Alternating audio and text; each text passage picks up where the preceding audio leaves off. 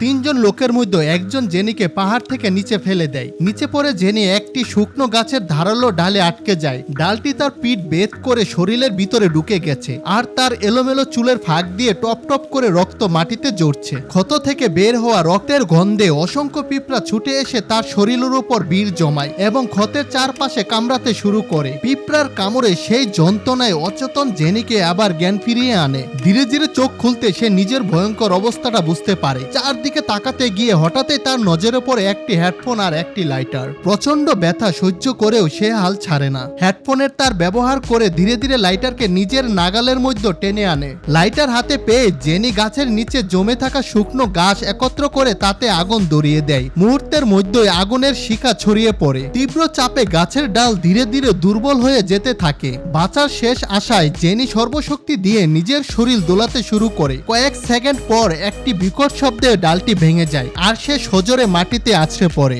মাটিতে পড়েও সে থামে না। ঠিক তখনই পাহাড়ি রাস্তার দিক থেকে গাড়ি ও মোটরসাইকেলের ইঞ্জিনের শব্দ ভেসে আসে। শব্দ শুনে তার বুক কেঁপে ওঠে। সে বুঝতে পারে লিজার্ড এবং তার সঙ্গীরা আবার ফিরে এসেছে। আহত শরীরটাকে টেনে হিঁচড়ে অসহায় যন্ত্রণা সহ্য করতে করতে ধীরে ধীরে একটি বিশাল পাথরের দিকে এগিয়ে যায়। শেষ মুহূর্তে তারা নিচের দিকে তাকানোর আগে জেনি সেই পাথরের আড়ালে নিজেকে লুকিয়ে ফেলে। বন্ধুরা, ভিডিওটা ভালো লাগলে অবশ্যই চ্যানেলটি সাবস্ক্রাইব করে পাশে থাকবেন।